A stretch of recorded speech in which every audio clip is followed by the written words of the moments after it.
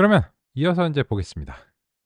우리는 다항식이라고 하는 것을 이제 통해서 선형 모형의 표현력을 이제 증가시키는 그런 작업을 이제 수행을 했습니다. 그러면 인제 관련해서 요 77 페이지로 다시 돌아와 보겠습니다.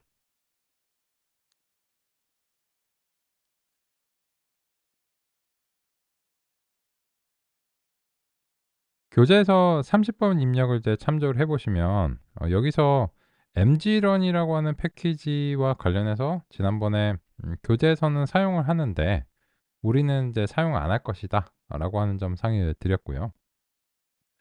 여기서는 load extended bostan이라고 하는 것을 이제 활용해서 그냥 읽어 왔고, 그때 "유도된 것을 합쳐서 104 개입니다."라고 이제 되어 있습니다. 그런데 인제 이 그 방식과 관련해서는 사실상 이제 4 장에서 소개가 되고 있는 거죠.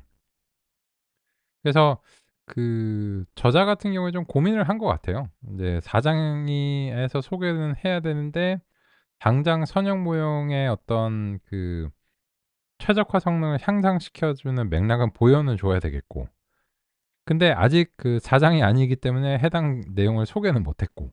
그죠?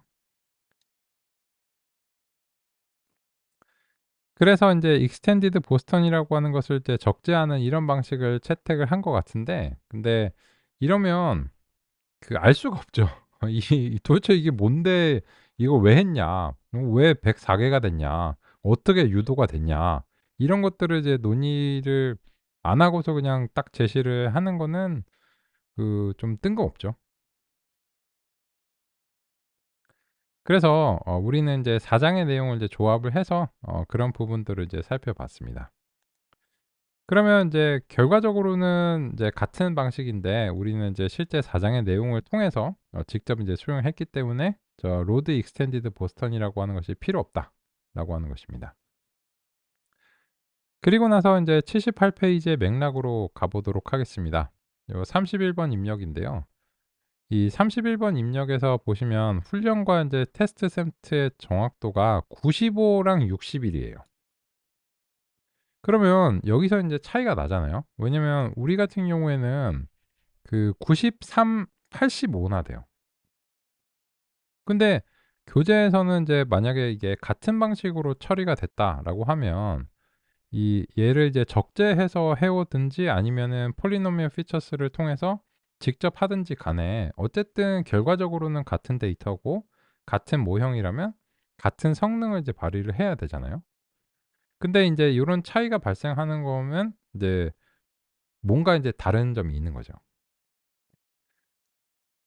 그 점을 이제 보시면 요 랜덤 스테이트를 0 으로 설정을 했어요, 교재에서. 그러면 이 결과가 정말 이제 95, 61이 재현이 되는지 우리도 확인을 해볼 필요가 있습니다. 그래서 랜덤 스테이트를 이제 0 으로 이제 바꾸고요. 그리고 나서 인제 같이 한번 이제 보겠습니다. 그러면 결과가 재현이 됩니다. 95, 61로 봐야 되겠죠. 두 자리 인제 소수점 세 자리에서 반올림을 하면 얘는 95고 얘는 인제 61 입니다. 그죠? 그래서 인제 이거를 확인한 이유는 무엇이냐면 이제 mgrun의 load extended 보스턴을 통해서 실제로 이제 104 차원으로 이제 증가를 했는데, 그 104 차원으로 증가시키는 그런 과정을 우리는 직접 수행을 했고, 그리고 같은 랜덤 스테이트 설정으로 살펴봤을 때 일단 교재 결과가 재현이 되기 때문에 그 두 가지가 이제 동일한 것이다라고 하는 점을 먼저 확인을 했습니다. 그런데 여전히 인제 저런 제시는 좀 문제가 있죠. 왜냐면 이제 이 훈련과 시험 점수의 이제 격차가 많이 벌어지는 그런 "과적합의 상황이 인제 발생했다."라고 이제 평가를 이제 하고 있죠. 그런데 우리도 과적합이 발생했는데 이 정도는 아니었어요. 근데 지금 교재에서는 그 랜덤 스테이트를 0 으로 설정하는 이유에 대해서 특별한 이제 논의가 없고, 그죠? 그냥 뭐 "이렇다." 이렇게 제시를 했거든요. 근데 우리는 그거를 선택하지 않은 이유가 있죠. 왜냐면 이 랜덤 스테이트를 0 으로 설정하는 이제 상황을 이제 위에 올라가서 원래 오리지널 보스턴 데이터에 대해서 한번 보겠습니다. 원래 오리지널 보스턴 데이터에서도 랜덤 스테이트를 0 으로 하면 얘는 과소적합이 있으면서도 격차가 벌어지는 과적합도 나와요. 그러면 이게 안 좋다는 거죠. 왜냐면 만약에 우리가 차원 확장을 했어요. 지금처럼 104 차원으로. 근데 그로 인해서 과적합도 발생하잖아요. 그러면 만약에 그런 상황이라면 이거 문제를 특정하기 어려운 거죠. 모형의 표현력이 더 복잡해짐으로 인해서 과적합이 발생을 했는가? 아니면은 데이터의 분포로 인해서 원래 과적합 요인을 가지고 있었는가? 난이도의 차이로 인해서. 그런 점들에 대한 논의가 전혀 없거든요. 그런 상황에서 그냥 뭐 그 과적합이 발생 안 한 건 아니지만 저런 랜덤 스테이트를 고르는 것이 이제 '좋은 선택인가?'라고 하는 점은 좀 의구심을 가질 수밖에 없다는 거죠. 그래서 그런 점에서 논의가 좀 불충분하다라고 생각합니다. 그래서 우리는 이제 논의를 거쳐서 랜덤 스테이트 인제 4로 이제 만들면 일단 과적합이 그 난이도 차이로서는 없는 거예요. 그런 상황에서 우리가 인제 순수하게 다른 어떤 조치를 이제 취했을 때 만약에 그런 조치들로 인해서 이 두 가지 점수의 격차가 벌어지기 시작한다면 그것은 이제 데이터 난이도의 분포 때문이 아니고 '모형의 표현력으로 인해서 인제 기인한 것이다.' 이렇게 이제 특정이 가능하겠죠. 그래서 요 82, 82 뭐 84, 84 같은 경우에도 차원 확장을 이제 해 줬는데 여전히 과적합이 발생 안 했거든요. 그래서 우리가 인제 그걸 끝까지 밀어붙여 가지고 다음과 같이 인제 해 봤고 그랬을 때 랜덤 스테이트 인제 4로 해서 요렇게 하면 이때는 과적합이 좀 발생하죠. 그러면 이때는 '아 이거는 서로의 난이도 차이 때문이 아니고 모형이 너무 복잡해지면서 그야말로 이제 과적합이 인제 발생을 했구나.'라고 하는 것을 상대적으로 특정할 수 있다는 겁니다. 그죠? 그래서 인제 그런 측면에서 지금 교재의 요 78 페이지 31번 입력의 요런 인제 그 랜덤 스테이트 0 으로 인한 것은 일단 결론적으로는 과대적합이 됐다는 그런 패턴 자체는 우리도 이제 동의를 해요. 정도의 차이가 있는 건데 근데 방금 전에 말씀드린 대로 그 과대적합의 원인이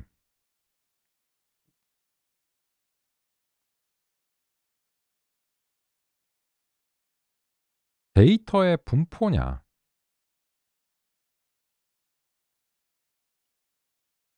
아니면 모형의 표현력이냐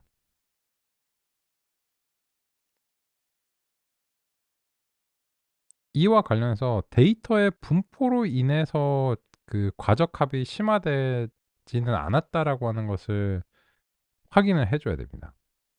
왜냐면 그렇게 해야 모형 쪽에서 어떤 조치를 이제 취할 수 있는 거예요. 그래서 우리는 이제 그런 어떤 고려를 추가적으로 해서 지금 이제 전진을 했습니다. 그러면 어쨌든지 그 지금 우리는 교재와는 다르게 모형의 표현력이 과적합으로서 이제 기인을 했다라고 하는 것을 이제 알 수 있는 이제 상대적으로 훨씬 이제 확신할 수 있는 상황이죠. 그러면 이제는 뭘 해야 되는가 하면 이제는 과적합을 이제 개선해야 됩니다. 즉 이런 거죠. 지금의 여정은 최적화와 관련된 것이었어요. 최적화는 이제 주어진 데이터에 대해서 인제 최선을 이제 다하는 거고 이때는 뭐 p value라든지 이런 것들이 최적화적인 관점에서는 이제 참조가 돼요. 근데 일반화 성능을 그 예측하고 평가하는 데서는 이제 기존의 통계의 p value가 인제 큰 의미가 없을 수 있습니다. 그래서 우리는 인제 그다음으로서는 인제 그 이 과적합을 이제 잡는 그런 이제 과정을 거치려고 합니다. 그러기 위해서는 이제 어떻게 해야 되는가 그런 이제 고민을 같이 좀 해 보려고 합니다.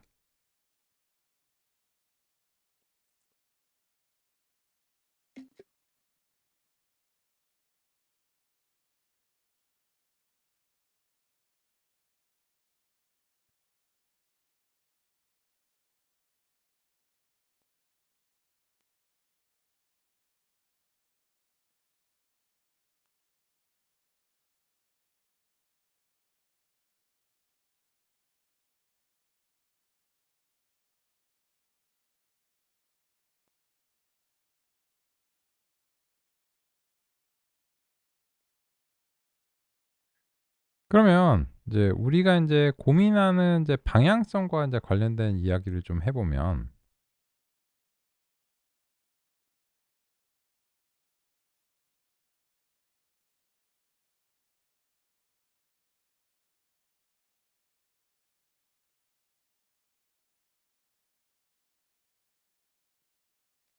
그림을 인제 예쁘게 이제 구성해서 좀 이제 상해 드리겠습니다. 반복적인 인제 그 논의 사항들이 좀 있어서요.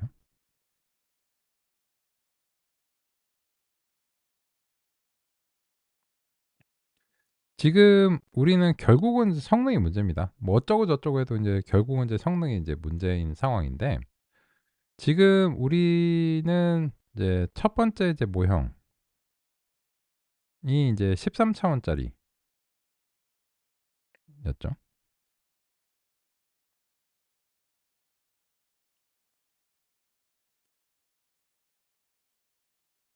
그런데 인제 이 두 번째 모형은 알고리즘은 선형 모형으로 동일하기 때문에 이 표기 자체는 완벽하게 인제 동일해요. 근데 다만 이제 기존의 인제 x는 이제 13 차원이고, 여기서 인제 그 차원 확장을 한 x 다시는 이제 104 차원인 거죠. 그럼으로 인해서 이 선형 모형 내부적으로는 이제 첫 번째 이제 그 모형의 이제 가중치는 이제 13 차원짜리가 이제 되는 거고, 요 두 번째 인제 W 다시 W2라고 이제 하는,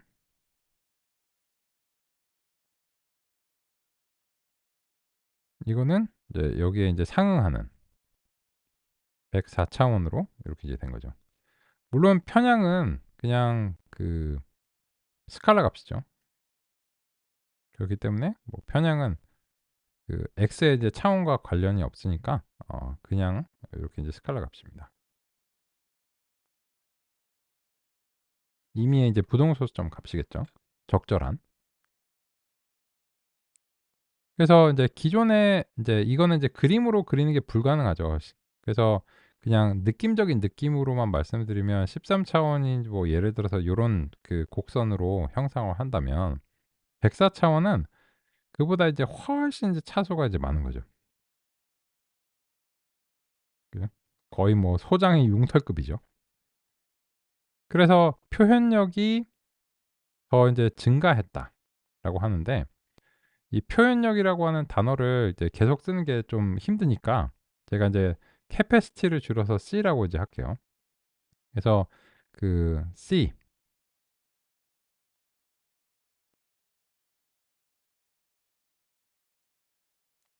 모형의 이제 능력 또는 이제 표현력이라고 제가 이제 부르는 건데, 종종 이제 많은 문헌들에서 요 capacity라고 이제 그 하고 있고요.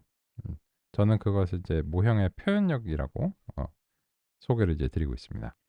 그러면 이제 이런 과정을 통해서 결과적으로는 이제 C1하고 C2라고 하는 그냥 단일한 이제 기호로서 이제 표현하자면 C2가 C1보다 이제 크게 된 거죠. 그죠? 교재에서는 이제 이 표현력 대신에 그 복잡도라고 하는 표현을 이제 쓰고 있어요. 말일 뿐이죠. 엄격하게 이제 정의가 되지 않은 거니까 뭐 그냥 뉘앙스적인 어떤 그런 거라고 이제 보시면 되겠습니다. 혹은 뭐 선호하는 단어.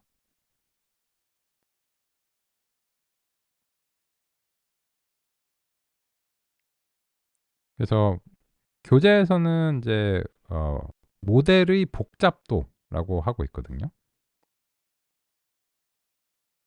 그게 뭐 전혀 뭐 문제가 있다고 이제 생각하진 않습니다. 근데 다만 저는 이제 요렇게 서술을 하고 있어요. 그 모형으로서는 이제 표현력이고, 복잡도는 이제 데이터를 서술할 때 쓰면서 쪼끔 이제 구분을 하고 있습니다. 그 이유는 이제 '모형의 표현력이 데이터의 복잡도에 이제 대응해야 된다.' 이런 식으로 이제 서술을 하고 싶어서요. 그래서 지금의 경우에는 상대적으로 예전에 70 점대를 맞던 그런 거에 비해서 모형의 표현력이 데이터의 복잡도에 이게 쭉 따라와서 인제 상응해 주는 요런 느낌인 거죠. 근데 언제나 성능이 문제인 겁니다. 그래서 요 X축을 지금 그 특성 차원이라고 이제 한번 해 볼게요. 결국은 이제 특성 차원이 이제 가중치의 이제 차원이 되기도 하는 거니까 그래서 인제 요 특성 차원이라고 하겠습니다.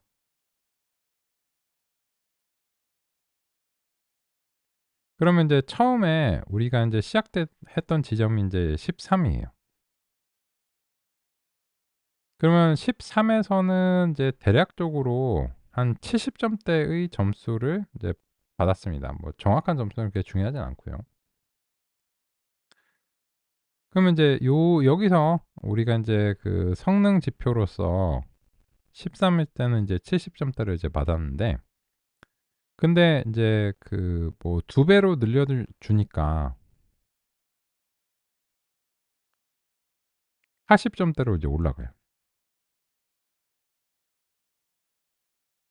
그랬는데 그거를 인제 오랏 해서 인제 다 해 보니까 결과적으로 이제 104 차원으로 이제 증가시키면서 이 90 점대까지 올렸습니다.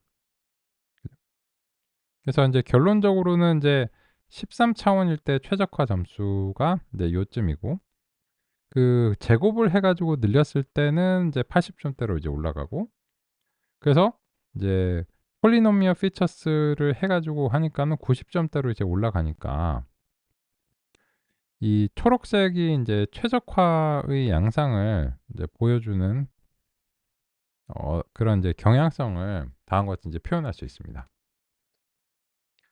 근데 항상 이 기계학습은 통계와 다르게 일반화가 아주 중요합니다. 일반화가 이제 궁극의 목적이기 때문에 그 얘기를 해야 돼요. 근데 13 차원일 때는 우리가 랜덤 스테이트를 적절하게 설정해서 난이도를 이제 고르게 분포를 한 다음에 그래서 이때는 인제 그 시험 성능이 여기 있다고 이제 봐야 돼요. 따라서 인제 과소적합의 문제는 있지만 과적합의 문제는 없는 상황입니다. 그걸 26 차원으로 인제 x 제곱을 했을 때도 그 과적합의 문제는 이제 발생하지 않았다고 평가가 됩니다. 그런데 이제 104 차원으로 가면서는 이제 그래도 올라와 줘서 고맙죠. 고마운데 근데 어느 정도 이제 좀 벌어지기 시작해요. 이런 식으로. 요 그림에서 인제 얼마나 확대해서 보느냐 축소해서 보느냐에 따라서 요 인제 이 간격이 넓게 보이거나 이제 좁게 보이거나 그럴 수 있는데 뭐 제가 현재 그림에서는 쪼끔 좁게 보였네요. 근데 상대적으로 얘가 인제 거의 그 10 점에 가까운 그런 어떤 편차를 보이기 때문에 이러한 이제 편차가 이제 그 '예전에 비해서는 훨씬 심하다.'라고 할 수 있죠. 절대 점수는 높아져서 그 분명한 이익은 있음에도 불구하고 그래서 이러한 어떤 격차가 벌어지면서 여기서 인제 과적합이 이제 발생한 한 상황입니다. 이게 인제 현재 우리의 인제 상황이에요. 그러면 이제 이걸로써 우리가 얘기해 볼 수 있는 방향성들을 여기서부터 얘기를 해 보면 그러면 이런 거죠. 그 디그리 2가 이익이 있었냐? 이익이 분명히 있었죠.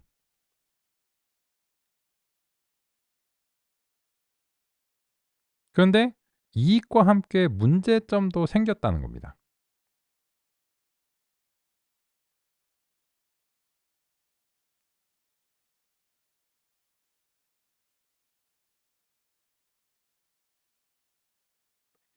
그렇다면 만약에 지금 상황에서 디그리 3을 하면 어떻게 될까요?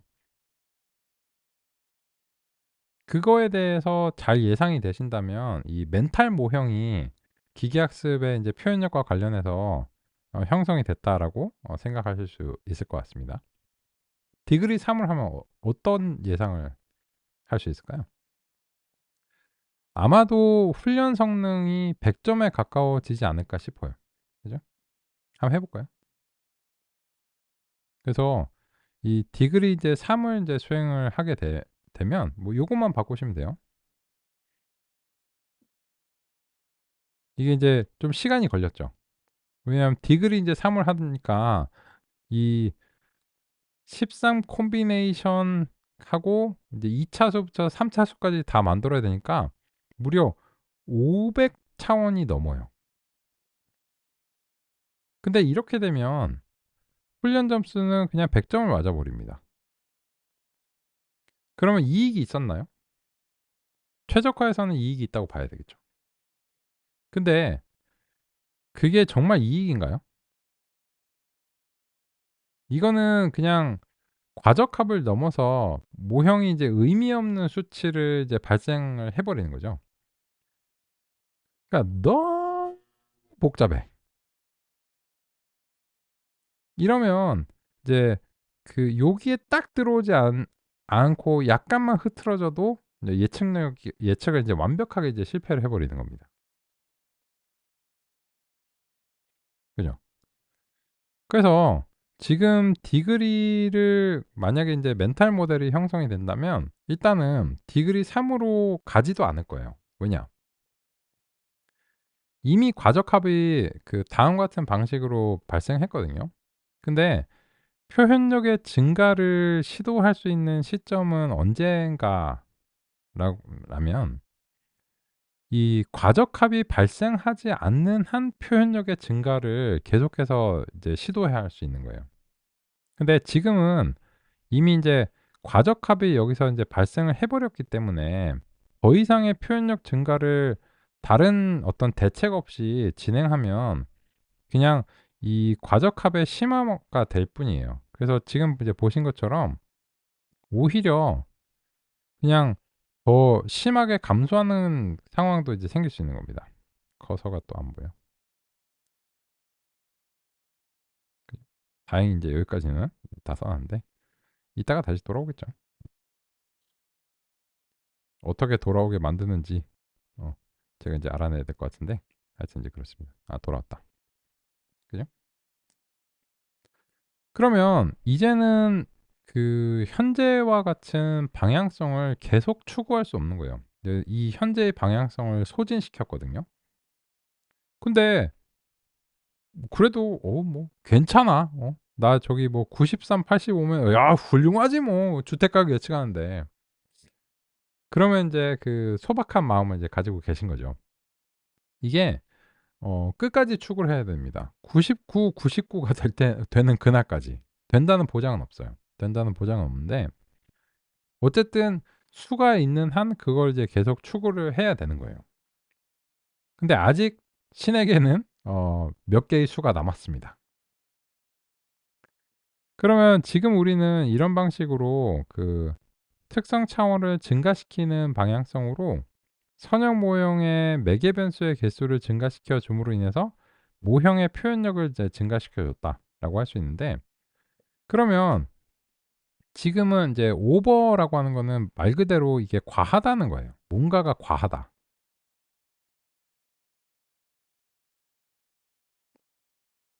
그러면 과하지 않은 적당함이 fit이죠. 그게 인제 필요한 상황인데 그러면 이런 거죠. 만약에 현재의 논의를 계속 이제 끌고 간다면 13 개는 과소, 부족해요. 결과적으로 봤을 때. 104 개는 좀 과해요. 그러면 13 보다는 크면서 104 보다는 작은 어떤 지점이 있지 않을까요? 있을 수 있지 않을까요? 거기서는 아름답게 90 에서 만날 수도 있지 않을까요?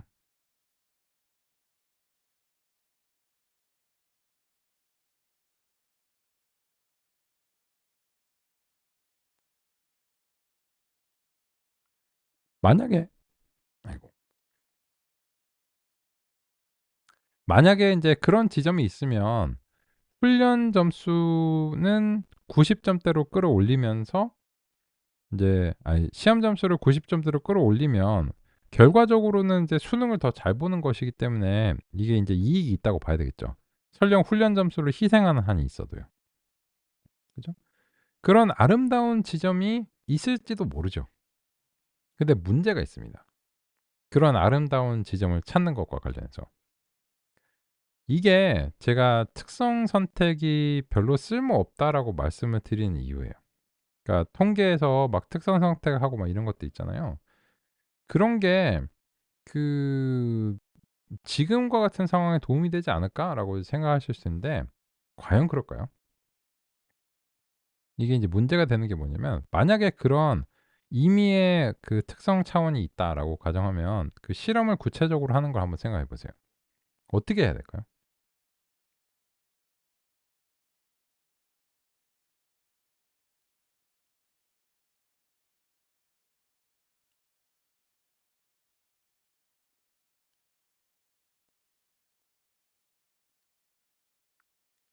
그러면 인제 그 13 개보다는 크면서도 104 개보다는 작다는 그런 사실은 인제 그런 어떤 임의의 그 이상적인 특성을 가진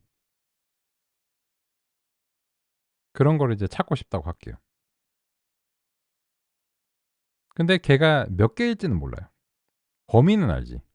요게 13 개보다는 인제 크면서 104 개보다는 좀 작은 그런 어딘가에 인제 있겠지만 궁극적으로는 이제 몰라요. 근데 그거를 특성 선택을 통해서 인제 찾아낼 수 있느냐 한번 생각해 볼까요? 그러면 어떻게 하면 되나요? X1을 제외를 하고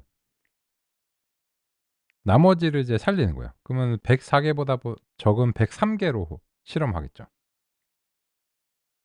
그러면 어쨌든 104 개보다 적으니까. 그죠? 그리고서 인제 평가를 하겠죠. 근데 문제가 있죠. 그렇게 하면 일단 하나씩 껐다 켰다 하는 실험 자체를 104 번을 해야 됩니다. 그죠? 근데 문제는 거기서 그치지 않아요. 104 번만 하면 다행이지. 이게 하나만 줄면 될까요? 2개 이상의 특성을 줄여야 되는 상황이면 어떻게 될까요? 104 콤비네이션 2 실험 횟수만큼 실험을 해야 되겠죠. 근데 2 개만 줄이면 될까요? 3 개가 줄여야 될 수도 있죠. 인제 아시겠죠? 그런 이제 특성을 제외하는 방식으로 실험을 계속해서 반복적으로 수행을 하는 거는 이제 조합의 가짓수가 폭발적으로 증가하면서 사실상 그런 방식의 탐색은 거의 아주 지극히 저차원이 아닌 경우를 지극히 저차원인 경우를 제외하고서는 사실상 현실적인 어려움이나 이제 조합 가짓수의 폭발로 인한 불가능성을 인제 시사하는 거예요. 불가능까지는 아니겠지만 안 하고 싶거나 이제 대체로 안 하고 싶은 이제 방향성이죠. 그래서 이제 이런 거를 이제 특성을 직접 선별하는 으로 인해서 '이상적인 걸 찾겠다.'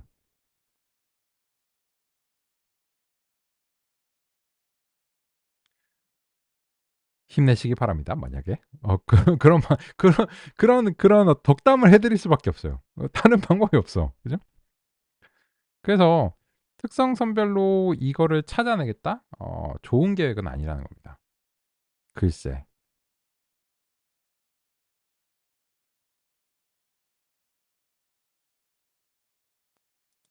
그러면 그런 방향성을 선택할 수는 없는데 과적합은 줄여야 되는 상황이에요.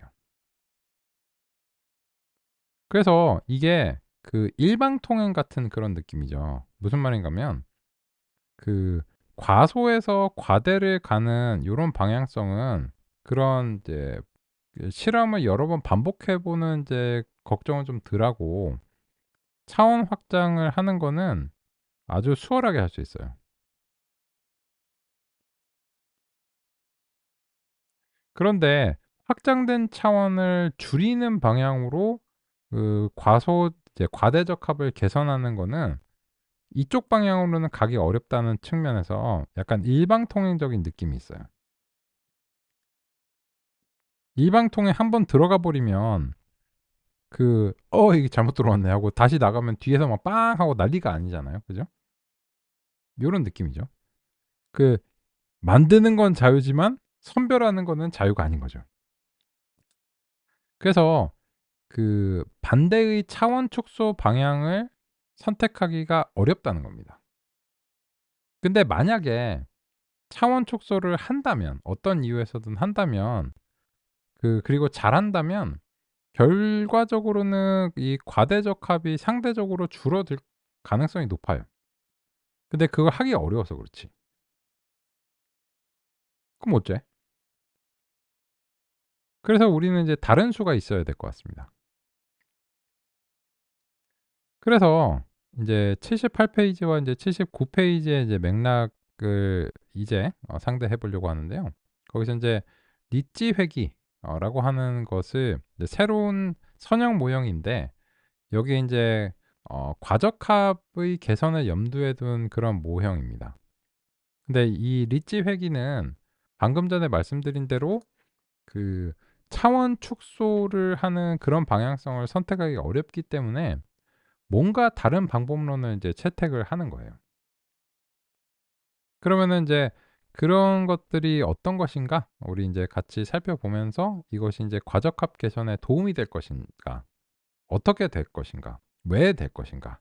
그런 것들 같이 인제 알아보기 시작하겠습니다.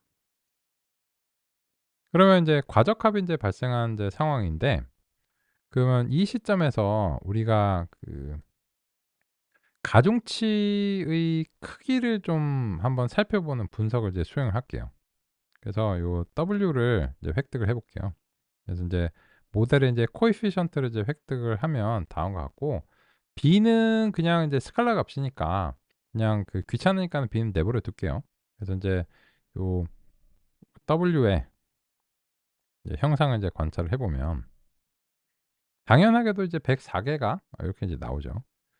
근데 이 W의 이제 느낌적인 느낌을 이제 보기 위해서 요거를 그 W의 이제 펜다스 이제 시리즈로 좀 이제 강제로 이제 만들고요. 그리고 나서 요 그래프를 인제 수평 막대 그래프를 좀 이제 그려 보겠습니다.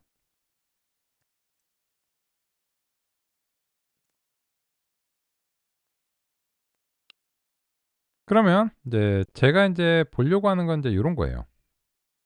지금 이제 보시면 104 개를 이제 다 찍어 봐야 되기 때문에 이게 그 요 색인들이 좀 겹쳐서 나와서 보기가 좀 그렇거든요. 근데 그냥 물론 인제 이걸 끄는 방법이 있는데 귀찮으니까 요 정도로 인제 하죠. 그러면 여기에 보시면 어떤 것들은 대단히 인제 큰 인제 범위의 인제 값을 갖고, 일부 그중에 일부는요. 나머지는 아주 지극히 상대적으로 이제 작은 값을 가져서 사실상 이제 없는 거랑 이제 마찬가지의 그런 어떤 느낌을 갖고 있습니다. 근데 그러면 이게 아까 "특성을 선택하는 게 어렵다."라고 현실적으로 어렵다라고 말씀드렸잖아요, 우리가 직접 하는 건. 근데 그 이 알고리즘이 기계학습 알고리즘이 동작을 한다면 결과적으로는 특선 선택의 효과가 나 버리는 겁니다. 그건 또 무슨 말이야? 그죠? 그러면 이제 지금과 같은 상황을 이제 관찰을 이제 해 보자는 거죠. 만약에 이 결과를 우리가 받아들인다면 그리고 어떠한 값들 자체가 예를 들어서 인제 어떤 임의의 속성을 이제 K라고 이제 부를게요.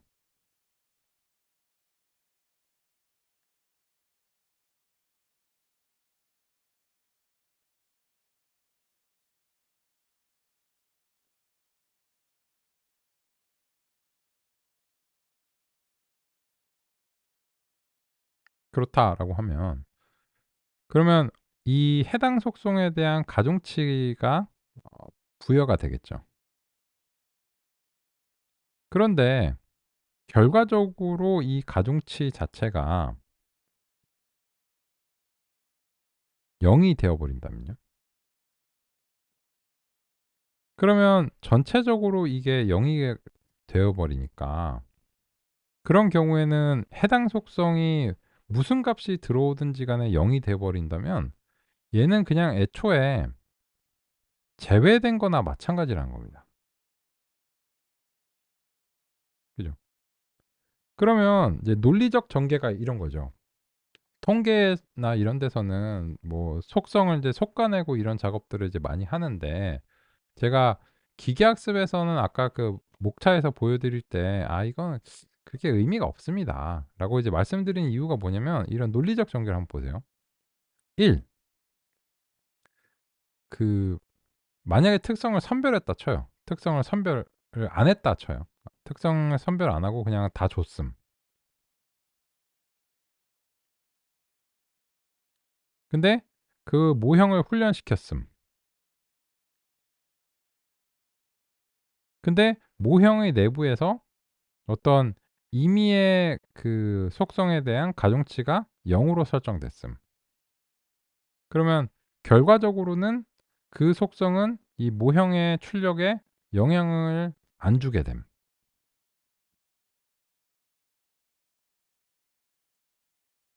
그렇다면 애초에 xk를 제외하고서 모형에 준다고 해도 성능은 동일하겠죠. 귀납법적으로 생각해 보시면. 그죠? 따라서 굳이 이거를 골라서 주면 모형의 입장에서 이런 거죠. 고생하셨어요. 근데 왜 하셨어요? 그 내가 해줄 건데. 왜 하셨어?" 약간 이런 느낌이죠. 뭐 하여튼 뭐 "예. 뭐 고생하셨어요." 뭐 이런 느낌이죠. 근데 왜 지금 그런 말씀을 드리냐면, 가중치가 결국은 이 모형의 출력을 발생하는 이제 근거죠. 그래서 이제 그 함수의 가능한 범위가 이제 가설 공간인데, 그 가설 공간 중에 하나를 특정을 하는 게 그런 이 매개 변수인 거죠. 이 매개 변수로 인해서 인제 가설 공간이 딱 특정이 되는 거죠. 그러면 이제 특정이 됐다라고 하면 이 매개 변수가 사실 이 매개 변수와 인제 이 함수의 조합 자체가 해법이라고 할 수 있는 거죠. 이 x와 y의 관계를 이제 설명해 주는 이제 함수가 이제 특정이 된 거니깐요. 일종의 이제 해법인 거죠. 근데 그 해법이 말하건대 가라사대 "얘네들 얘네들 안 써." 뭐 이런 거예요. 그죠? 그 뭐 열심히 했는데 뭐 얘는 뭐 필요 없어. 이런 거고. 그러면 상대적으로 이 가중치 자체가 K 말고 뭐로 할까? P? 어떤 이제 그냥 K라고 쓸게요. 어떤 이제 K가 상대적으로 이제 이 절대값이 대단히 커요. 그거는 인제 어떻게 되냐면, 이 어떤 특성 자체의 변화에 따라서 굉장히 이제 민감하게 반응하겠다는 거거든요. 그래서 이 X가 쪼끔만 바뀌어도 "야야야야 저거 바뀌었다." 하고 이게 대단히 민감하게 이제 반응을 하게 돼요. 그러니까 이게 인제 뭐에 비유할 수 있냐면, 그 팔로워 수 같은 거에 인제 비유할 수 있거든요, 제 생각에는. 왜냐면 예를 들어서 뭐 팔로워 수가 막 되게 많은 그런 이제 그 인플루언서나 인제 스타예요.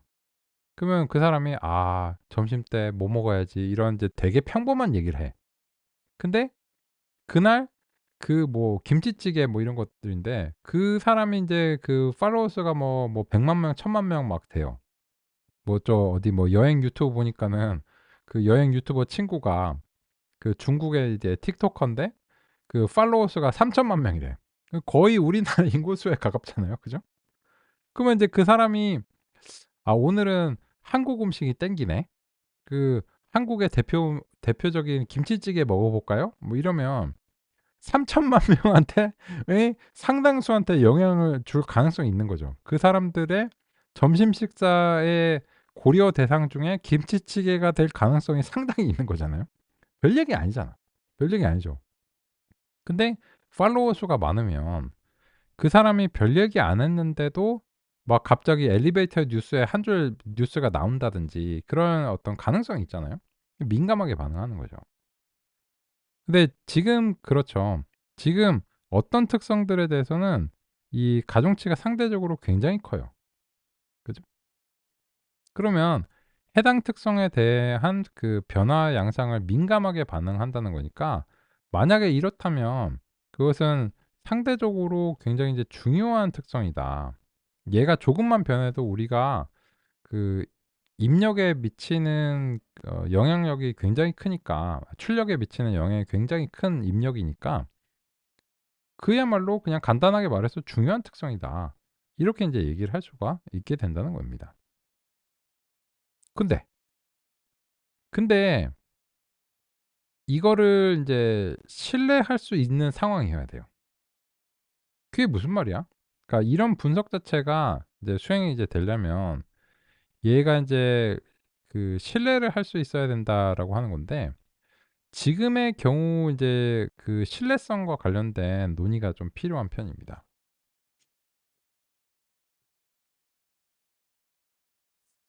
그러면 일단 이 느낌적인 느낌으로 이제 봤는데 이거를 그 좀 수치로서 좀 요약을 해 볼게요. 그래서 인제 그 일일이 이제 개별적으로 보는 것도 이제 중요하고, 그러면 인제 요 최대 최소값의 인제 범위를 좀 그 하고, 또 평균치도 한번 이제 볼게요. 그럼 인제 최소값은 얼마냐, 평균값은 얼마냐, 최대값은 얼마냐, 요런 식으로 이제 볼게요.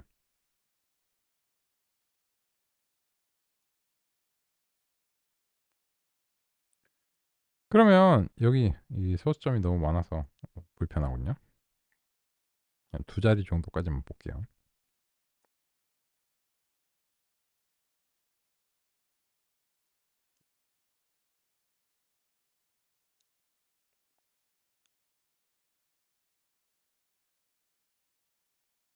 보시면 인제 최소값은 뭐 70 몇 점 마이너스, 그죠?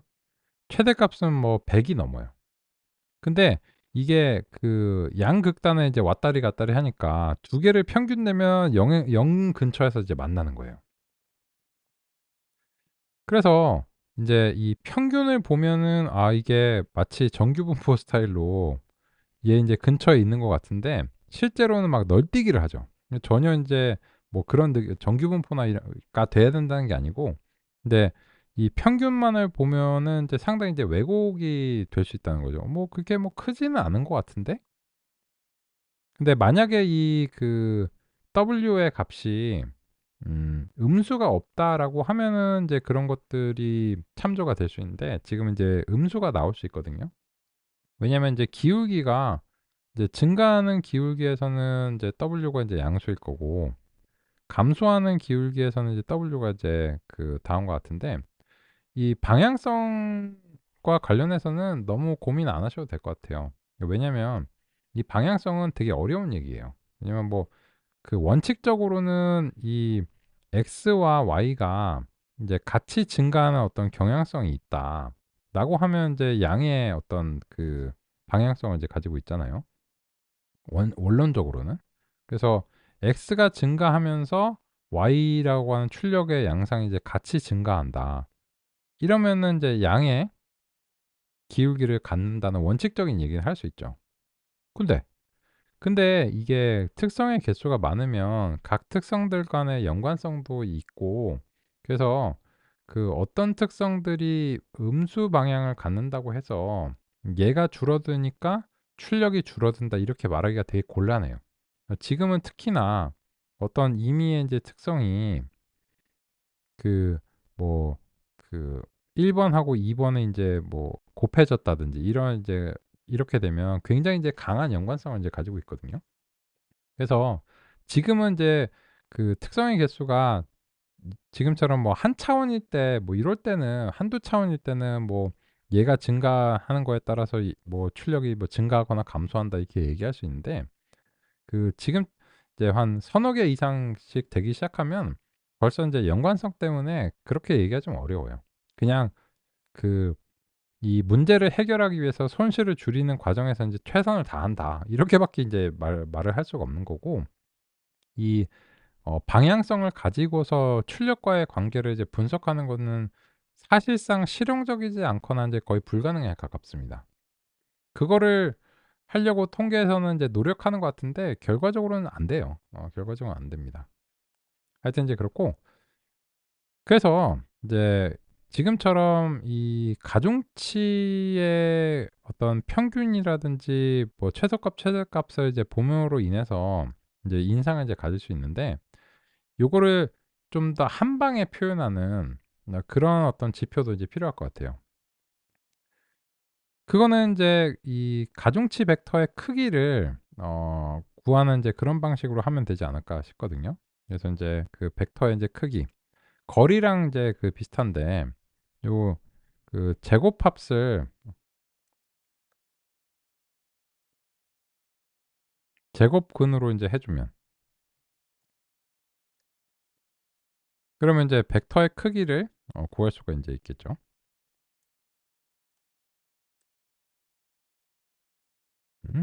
어디 쌍이야 맞네요. 요건 했고, 여기서 괄호쌍이 하나 모자르고, 요런 식이죠. 그러면 인제 그 방금 여기서 인제 구현한 것은 인제 무엇이냐 라고 보면, 요건 이제 벡터의 이제 크기입니다. 그러면 어떤 의미의 벡터의 크기라고 하는 것은,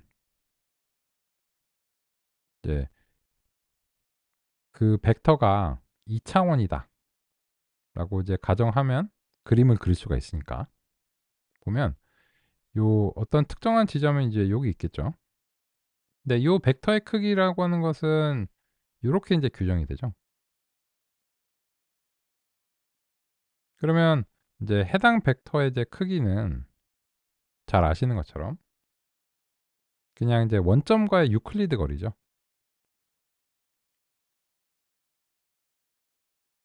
고거를 구하는 게 이겁니다. 그죠? 별거 없죠. 근데 이제 왜 이거를 굳이 도입을 했느냐라고 하면은, 이제 앞으로 이제 말씀드릴 그 알고리즘들도 이 벡터의 크기를 가지고서 뭔가를 이제 수행하기 때문에, 그런 맥락 때문에도 인제 소개를 드렸고, 또 두 번째로는 이 벡터의 크기를 보면 전체적인 어떤 벡터의 인제 규모를 느껴볼 수가 있다는 거죠. 그래서 물론 규모를 느껴보는 방식이 이제 한데, 이제 그 최대값, 최소값, 평균값 이런 식으로 이제 보는 요런 어떤 방법도 있는데, 그거를 이제 좀 더 이제 하나의 단일한 스칼라 지표로 표현을 했을 때, 인제 그 어쨌든지 이 벡터가 이제 범위도 넓고 그러다 보니까 이제 '크기도 크다.' 이렇게 인제 말하기에 용이하다라고 이제 생각합니다. 그래서 이제 그 벡터의 크기라고 하는 것도 다음과 같이 이제 도입을 해 왔습니다. 근데 지금 이런 얘기를 왜 하느냐가 이제 관건이에요. 그 이런 얘기를 하는 이유는 결론적으로는 우리가 고민이 있어서 그래요. 이 성능의 지금 최적화는 좀 벗어났는데 이제는 과적합을 고민하고 있는 상황이거든요. 그렇다면 과적합, 최적합, 이 과소적합도 과대적합도 결국은 모형의 표현력과 복잡도의 궁합이 문제인 거예요. 근데 지금은 묘형 모형의 표현력이 좀 너무 과해지기 시작한 건데, '이거를 어떻게 적당히 좀 조절하지?' 라고 하는 것을 이제 통찰해야 되는 이제 상황입니다. 그런데 그와 관련해서 우리는 이제 아까 논의로 인해서 양극단을 이제 살펴봤는데, 만약에 어떤 가중치가 이제 부여가 되는데, 이게 가중치가 그냥 0이 돼 버리면 해당 특성은 사실상 그냥 꺼 버리는 거나 마찬가지다. 라고 하는 어떤 그 하나의 극단을 이제 봤고, 그 이후에 이 가중치의 크기 자체가 0이 아니다.'라고 하면은 그 정도에 따라서 이게 그 출력에 기여하는 그 정도를 이제 표현하고자 노력한다는 거죠. 그런데 가중치의 크기가 크다면 모형의 표현력에 어떤 영향을 준다는 거죠. 가중치의 크기와 모형의 표현력이 지금 보시면 연관성을 이제 가질 수밖에 없는 구조입니다. 그래서 그런 점을 활용해서 우리가 어 모형의 표현력을 이제 조절할 수 있다라고 하는 것을 통찰하는 것을 어 다음의 논의로 삼아 보려고 합니다. 그 얘기는 밥 먹고 해야 되겠죠. 오전 시간 여기까지 살펴보겠습니다.